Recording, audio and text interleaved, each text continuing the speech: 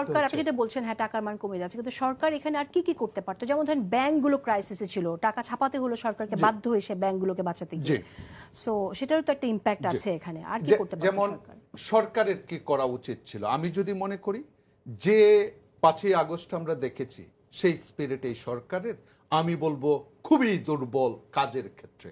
কি জন্য আমি বলবো? প্রত্যক্ষ হচ্ছে আপনি এখন পর্যন্ত স্পষ্ট করেন নাই খেলাপি ঋণ 1,32,000 কোটি টাকা রেখে গিয়েছিল, 1,86,000, 2 লাখ ক্রস করেছে, আপনি 3 লাখ ক্রস করেছে, সেটাও কোথায় গিয়ে থামবে এখনো পরিসংখ্যান না। আপনি বলবেন বিগত সরকার ক্ষত তৈরি করেছে, ক্ষতের পরিমাপটা বলুন, জনগণের কাছে স্পষ্ট করুন, তারপর যে ভালো করবেন সেটা 6 মাসের জন্য রোড ম্যাপ দেন, 1.5 বছর লাগবে এই ক্ষতের, আমার এই খেলাপি ঋণ বাড়বে। এখন প্রশ্ন হচ্ছে খেলাপি ঋণ যেভাবে বাড়ছিল বিগত সরকারে, এখনো যদি একই ধারাবাহিকতায় প্রত্যেক বছর প্রতি মাসেই এটা বাড়তেই থাকে, ওই বাড়ার পিছনে যে মেকানিজম কাজ করেছিল সেই মেকানিজম যদি কাজ করছে কিনা সেটাও তো আমরা জানি না।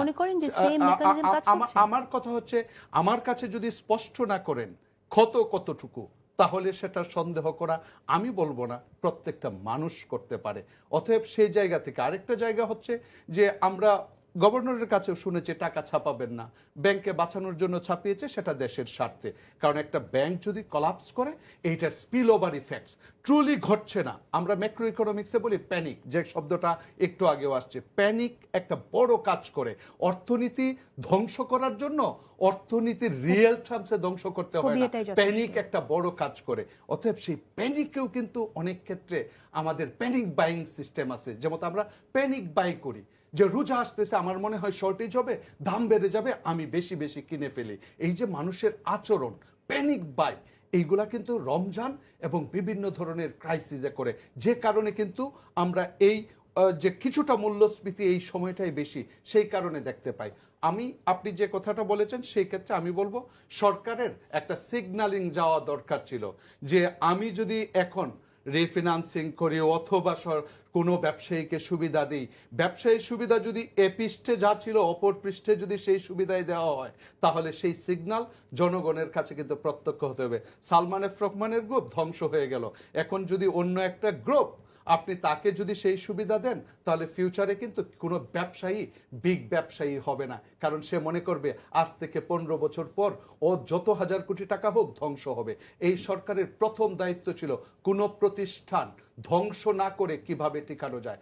আপনি যদি ব্যাংকে বাঁচানোর জন্য 22,000 টাকা দিতে পারেন, তাহলে 60,000 মানুষের কর্মসংস্থানের জন্য ব্যাকসিমকো সালমান এফ রহমানের না, কিন্তু সেটাকে বাঁচিয়ে রাখা উচিত ছিল। এটা জিডিপির জন্য ক্ষতিকর, মূল্যস্ফীতি বাড়াবে, কারণ হচ্ছে আমার জিডিপি যখন কন্ট্রাকশন হয়, মূল্যস্ফীতিকে আপনি কমানোর যতই চেষ্টা করেন সেটা করতে পারবেন না। পৃথিবীর ফোরকাস্ট দেখেন, মূল্যস্ফীতি কমার একটা ফোরকাস্ট। আরেকটা হচ্ছে আপনি বলেছেন এই দেশের ছাত্র সমাজ বিপ্লব করেছে আনএমপ্লয়মেন্ট রিডাকশনের জন্য, একটা প্রতিষ্ঠান বন্ধ করে 60,000 মানুষকে আনএমপ্লয়েড করে দিলেন। এটা কিন্তু আমি বলবো যে আন্দোলনের যে স্পিরিট, সেই স্পিরিটের সাথে যায় না। কারণ হচ্ছে এটাকে রাষ্ট্র প্রয়োজনে নিয়ে রাষ্ট্র সেই ব্যবস্থা করলে বরং সেটা ভালো হতো বলে আমি মনে করি।